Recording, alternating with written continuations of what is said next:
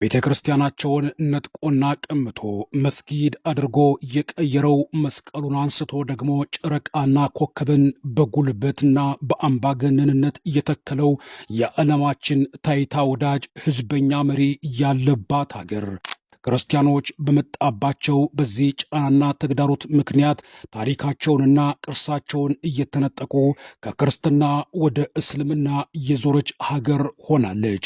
አሁን ምድሪቱና ሀገሪቱ የምትናገረውና የምታስጎበኘው አንድም ኢስላማዊ ቅርስ የሌላት ቱሪስቶችና ጎብኚዎች በመጡበት ሰዓት ላይ ቤተ ክርስቲያኖችንና ጥንታውያን ገዳማትን እየከፈቱ ይህ የሀገራችን ታሪክ ነው እያሉ ያስጎበኛሉ።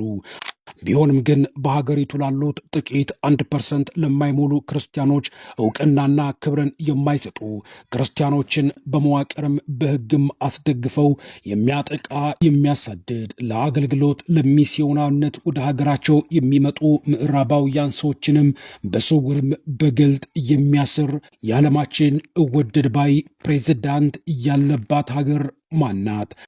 ሰላም ውድ የንጋት ኮከብ ሚዲያ ቤተሰቦች፣ በዛሬው ዝግጅታችን ጥንታዊ የቤተ ክርስቲያን ታሪክ በጉልህ የሚታይባትና ቤተ ክርስቲያናቸውን በሀገሪቱ ፕሬዝዳንት ትዕዛዝ ተነጥቀው ወደ መስጊድነት የተቀየረባቸው ክርስቲያኖችን በተመለከተ መረጃዎችን ይዤላችሁ ቀርቤያለሁ።